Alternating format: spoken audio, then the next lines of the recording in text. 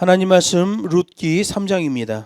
룻기 3장 8절로 13절 말씀인데 오늘 12절 13절 저와 여러분이 합독으로 읽겠습니다. 참으로 나는 내 기업을 물을 자나 물을 자가 나보다 더 가까운 친족이 있으니 이 밤에 여기서 머무르라. 아침에 그가 기업 물을 자의 책임을 내게 행하라 하면 좋으니 그가 그 기업 물을 자의 책임을 행할 것이니라. 만일 그가 기업 물을 자의 책임을 내게 이행고자 아니하면 여호와의 사심을 맹세하노니 내가 기업 물을 자의 책임을 내게 행하리라. 아침까지 누울지니라. 아멘. 본문 말씀을 가지고 당신의 옷자락으로 나를 덮으소서라는 제목으로 두 번째 시간 하나님 말씀을 증거하겠습니다. 지난 시간에 우리는 이 세상에 살아가고 있는 사람들의 인생에 결정적인 영향을 끼치는 세 가지를 말씀을 드렸어요. 신앙과 직업과 결혼이에요. 이 신앙과 직업과 결혼은 각각 별개의 것이 아니라 서로 긴밀한 관계를 가지면서 사람에게 영향을 준다는 것도 말씀을 드렸습니다. 오늘 본문 말씀은 룻이 배우자를 만나는 장면을 기록하고 있어요. 어머니의 말씀대로 내가 다 행하겠습니다. 그리고 성경이 말합니다. 시어머니가 명한 대로 다 하니라, 이렇게 말해요. 여러분, 하나님이 사용하시는 사람들은 이런 특징을 보이는 거예요. 아가페 한 동작이 되는 거예요. 내 생각, 내 마음대로 움직이는 것이 아니라 주는 대로 먹고 시키는 대로 하는 동작이 나오는 거예요. 끝까지 겸손하고 끝까지 충성하게 하는 거예요. 그런 자에게 하나님께서 눈을 밝히셔서 장차 일이 어떻게 될 것인지를 보여주신단 말이에요. 룻은 가난이 뭔지를 체험했어요. 하루 끼니가 위협당하는 것이 얼마나 고통스러운 건지도 알아요. 젊은 여자로서 남의 밭에 가서 떨어진 이삭을 줍는 게 얼마나 힘든 일인지도 다 알고 있는 사람이에요. 그런데 시어머니의 말을 들은 다음에 바른 선택이 뭔지를 아는 거예요. 결혼의 조건을 따라서 사람을 만나는 게 아니라 누구와 결혼을 하는가가 중요한 걸 알았기 때문에 시어머니의 말대로 그대로 충성하죠. 저는 가끔 요새 SNS를 보다 보면 중국에서 만든 짧은 드라마 쇼츠를 가끔 봤어요. 그 쇼츠를 볼 때 너무 가슴이 답답한 거예요. 여자네 집이 부잣집이야. 남자네가 가난해. 남자애가 그 집에 어떻게 사위로 들어갔어. 그런데 돈 없다고, 권력 없다고, 장모님도 그 사람을 멸시하고, 부인도 멸시하고, 심지어 시어머니가 왔는데 시어머니를 막 때리고, 이러다가 나중에 반전되는 건데 사람을 너무 악하게 묘사를 해요. 그 쇼츠 옛날 거든 현대물이든 전체적인 구조를 보면 돈 있고 권력이 있는 사람이 돈 없고 권력 없는 사람을 계속 짓밟고 괴롭혀요. 그러다가 어느 한순간 확 뒤집어지는 그런 내용을 가지고 있어요. 그것도 권선징악을 가지고 있어요. 결혼에 대해서 말하는 거 보면 전부 조건을 말해요. 나한테 차 뭐 사줄 수 있어요? 다이아몬드 반지 몇 캐럿 해줄 수 있어요? 이런 거로 결혼 상대자를 찾는 것을 보게 돼요. 성경은 그게 아니에요. 결혼의 조건보다 더 중요한 게 있다. 누구와 결혼하는 게 중요하다. 이걸 말씀하고 있는 거예요. 만약 그런 결혼을 하게 된다면 그냥 불행해지는 거죠. 요즘 사람들이 그런 추세, 그런 습성에 따라서 결혼을 많이 하니까 그런 쇼츠가 나왔겠지요. 근데 그렇게 결혼하는 거에 맞추어 이혼하는 사람도 그렇게 많은 거 아니겠어요? 패키지 여행을 갑니다. 패키지 여행을 가면 공항에서 다 집결을 해요. 그런데 공항에서 한 30명 모이면 서로 얼굴을 다 쳐다보는 거예요. 이번에 3박 4일 동안 나랑 여행할 사람이 어떤 사람인가, 그러고 사람들을 하나하나 다 살펴보는 거예요. 이상한 사람 없나 이렇게 다 살펴보는 거예요. 그리고 가이드를 따라서 비행기를 탑니다. 비행기를 딱 탔는데 아니나 다를까 어떤 영감 하나가 난리를 부리는 거예요. 창가에 있는 좌석을 달래는 거예요. 이코노미 클래스예요. 다 거기서 거기에요. 좋으면 얼마나 좋겠어요. 근데 창가 좌석을 달라고 그렇게 소란을 피우더니 여행지에 도착해서 또 문제를 일으키고 계속 가이드를 괴롭혀요. 좋은 데 가서 구경해야 되는데 거기서도 시비를 걸어가지고 1시간 동안 관광하고 나와야 되는데 30분을 싸우느라고 들어갔다가 대충 보고 나오고, 꼭 그런 영감이 하나 있어요. 그 영감하고 같은 버스 타고 다녀야 돼요. 3박 4일 동안. 같은 식당 가서 같이 앉아서 밥 먹어야 돼요. 같은 호텔에 들어가서 잠자야 돼요. 그래도 여행 땐 참는 거예요. 왜 참아요? 이 영감이랑 3박 4일만 같이 있으면 된다. 3박 4일 여행만 끝나면 빠이빠이다.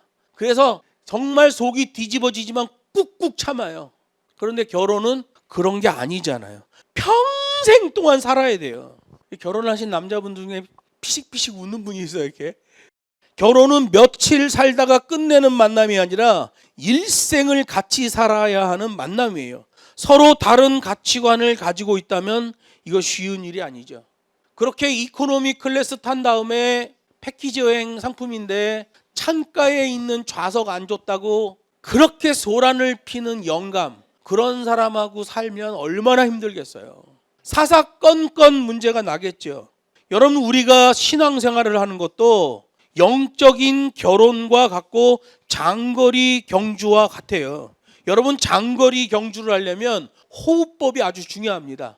발 딛는 것과 호흡이 안 맞으면 장거리 경주는 할 수 없어요. 그래서 코치들이 얘기합니다. 야, 호흡법대로 해. 법대로 하란 말이야. 내가 가르쳐준 방식대로 하란 말이야. 쫓아다니면서 코치들이 이야기합니다. 그게 뭐예요? 법과 식대로지요. 여러분, 신앙생활도 법과 식대로 하는 거예요. 신앙생활은 장거리 경주예요. 내가 뭐 2달 믿다가 안 믿고 이런 게 아니잖아요. 죽을 때까지 믿는 거예요. 그래서 하나님을 믿는 것은 법과 식대로예요. 성경에 보면 우리는 신부이고 예수님은 신랑이라고 말해요. 장거리 경주예요. 결혼 장거리 경주예요. 신앙 장거리 경주예요. 그래서 법과 식대로 하는 거예요. 특별히 신앙과 결혼은 장거리 경주 중에서도 최대치 장거리 경주예요. 일생 동안 가는 거예요. 그래서 법과 식대로 해야 돼요. 신앙생활 대충대충 자기가 하고 싶은 대로 하는 사람들이 있어요. 그거 신앙생활 아닙니다. 그건 주님의 심판대 앞에 서면 넌 놀다 왔구나, 너는 기독교인이 아니었구나 라고 말씀하신단 말이에요. 그래서 영적으로 보더라도 결혼이라는 만남은 아주 중요한 거예요. 룻, 어떤 선택을 합니까? 결혼 그 자체보다도 어떤 배우자를 만나느냐에 초점을 맞추잖아요. 그게 바로 그 사람의 삶을 좌우하기 때문에 그래요.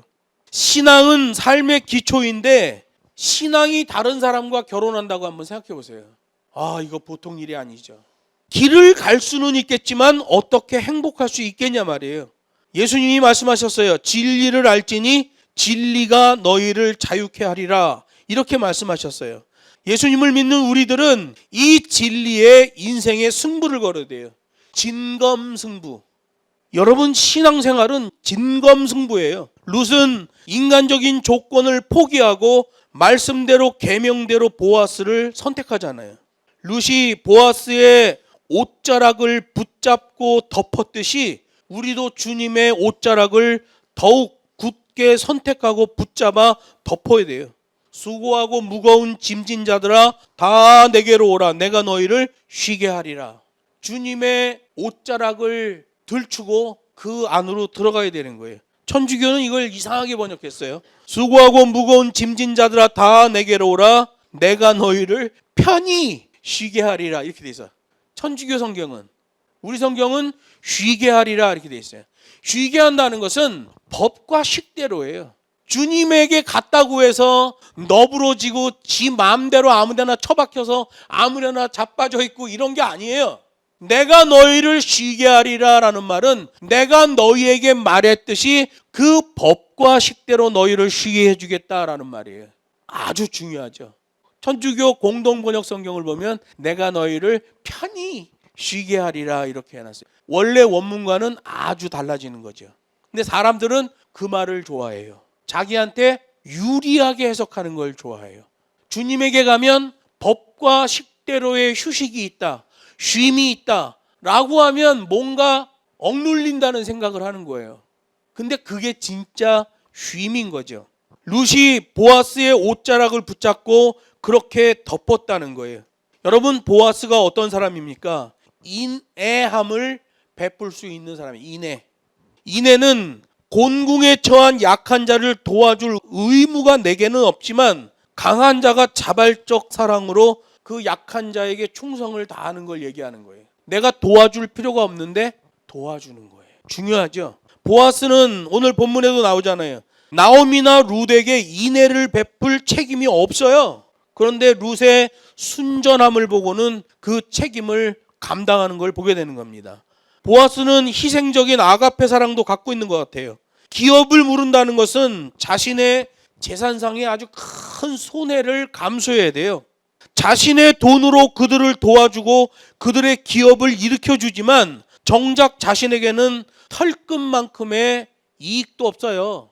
소유권도 없어요. 룻기 4장에서 보아스보다 더 가까운 친척이 있었는데 그는 자신이 손해보는 것을 결코 원하지 않아서 나는 룻에게 기업 물음을 하지 않겠습니다 라고 얘기하잖아요. 엄청난 손해가 있는 거예요. 보아스는 그 모든 손해를 감수하고 빚을 갚아주고 그 집안을 세워주잖아요. 그러한 희생적 사랑은 예수님에게서 절정을 이루는 거예요. 우리 주님이 십자가에서 돌아가실 때 다 이루었다 이렇게 말씀하셔요. 이 다 이루었다라는 헬라어 말은 테텔레스타이예요. 영수증을 끊었다라는 얘기예요. 모든 빚을 갚았다라는 거예요. 예수님이 십자가에 못 박히시며 모든 빚을 갚았다라고 말씀하셨어요. 우리 하나님의 사랑도 역시 희생적인 사랑, 아가페의 사랑이에요. 그 아가페 때문에 독생자를 우리에게 보내시고 우리의 사망의 죗값을 테텔레스타이, 영수증을 끊어주신 거죠. 모든 빚을 갚아주셨다는 거예요. 그래서 여러분, 하나님이 그렇게 아가페의 사랑을 우리에게 보이셨기 때문에 우리도 아가페 한 동작 해야 되는 거예요. 보아스는 고매한 인품을 가지고 있어요. 밤 늦은 시간 아무도 없는 타작마당. 야, 은밀한 장소죠. 정말 누가 알아요. 밤 늦은 시간 껌껌한 타작마당. 주위에 아무도 없는데 미모의 젊은 여인이, 아리따운 여인이, 참하다고 소문난 여인이 내 발치 이불 밑에 누워있다. 보아스도 마음만 먹으면 얼마든지 자기 정욕대로 행동할 수 있어요. 그런데 보아스의 말과 행동을 보면 상당히 침착합니다. 11절을 보면 보아스는 먼저 잔뜩 긴장하고 있는 룻에게 안심을 시켜요. 내 딸아 안심하라 이렇게 말해요. 감정대로 일을 처리하지 않잖아요. 네가 원하는 대로 다 해주겠다. 그러나 질서가 있어야 된다. 나보다 더 가까운 친족에게 우선권이 있으니 그를 먼저 만나보고 나서 결정을 하자. 이렇게 말하잖아요. 13절에서 다시 보아스가 룻에게 말합니다. 이 밤에 여기 머무르라. 밤길의 위험을 아는 보아스로서 아침까지 누울지니라 라고 하며 진정한 보호자로서의 의무를 다하고 있어요. 새벽이 됐을 때는 뭐라고 합니까? 다른 사람의 눈에 띄지 않게 조심해서 가라 하면서 곡식자루에다가 양식까지 넣어서 보내주는 거예요. 여러분 생각해 보세요. 이 어린 아리따운 룻이 새벽에 집으로 가다가 누구의 눈에 띄었다고 생각해 보세요. 아니 저 여자애가 어디 가서 밤에 잠을 자고 이제 집에 가고 있어. 아 쟤도 그렇구만. 이런 평가를 받을 수 있기 때문에 보아스가 조심해서 가라. 다른 사람의 눈에 띄지 않게 가라. 그리고 자루에다 양식을 담아서 보내주잖아요. 고매한 인격을 가진 자였죠. 이런 인격적 특징은 예수님에게서도 나옵니다. 예수님은 죄로 죽을 수밖에 없는 우리들을 위해서 이 땅에 성육신하셨어요. 인애를 베푸셔서 십자가를 지심으로 자기 생명으로 대속의 제물을 삼으셔요. 안 하셔도 상관없어요. 그런데 굳이 그분이 대속의 제물이 되셨어요. 또한 보혜사 성령을 보내셔서 우리를 보호하시고 계시며 끝날까지 함께 동행해 주시겠다고 말씀하셨어요. 보아스가 그 껌껌한 밤에 타작마당에서 룻을 잘 지켜내고 새벽에 다른 사람 눈에 띄지 않게 가라. 그리고 곡식을 넣어서 보내준 그 모든 프로세스가 우리 예수님의 구원사역의 프로세스에 그대로 적용이 되고 있어요. 보아스가 룻에게 진정한 신랑이었다면 예수님은 우리들의 진정한 신랑이라는 걸 성경이 말씀하고 있는 거예요. 룻기 3장 9절에서 룻이 말합니다. 당신의 옷자락으로 나를 덮으소서. 룻기 2장 12절에 보면 여호와의 날개 아래 안식을 누리기를 원한다 라고 말하는 보아스의 말이 나옵니다. 룻은 당신의 옷자락으로 나를 덮으소서 라고 말해요. 보아스는 여호와의 날개 아래 안식을 누리기를 원한다 라고 말했어요. 이 두 개를 연결하면 굉장히 깊은 의미가 있어요. 룻이 말했던 옷자락이라는 말은 히브리어로 키나페카라는 말이에요. 보아스가 말한 여호와의 날개라는 말은 키나파우예요. 키나페카, 키나파우 동일 단어예요. 당신의 옷자락이 여호와의 날개와 동일한 단어예요. 그래서 룻이 보아스의 옷자락으로 덮는 순간 여호와의 날개로 덮는 거예요. 여호와의 날개로 나를 덮는 순간 이 땅에서 가장 좋은 것으로 내가 덮는 것과 동일해지는 거예요. 이웃사랑과 하나님 사랑은 동격이에요. 진리는 아가페 한 동작으로 진행되는 거예요. 성도는 아가페 한 동작이 뭔지 알고 행해야 돼요. 천국은 아가페 한 동작을 한 사람들의 처소가 되는 거예요. 그래서 여러분, 예수 믿고 천국 가는 게 아니에요. 예수 믿고 아가페 한 동작 하는 자들이 바로 천국에 가게 되는 거죠. 신앙은 법과 식대로예요. 말씀을 했습니다. 여호와의 날개로 나를 덮으소서의 고백은 지금 이 시대에도 우리가 하나님 앞에 순종으로 나올 때 깊은 신앙으로 드러내야 되는 고백이에요. 나는 여호와의 날개로 덮기를 원합니다. 사랑하는 성도 여러분, 여러분은 어떤 옷자락을 덮고 있습니까? 어떤 옷자락으로 여러분의 인생을 덮고자 하길래 이토록 애쓰고 힘쓰며 살고 있습니까?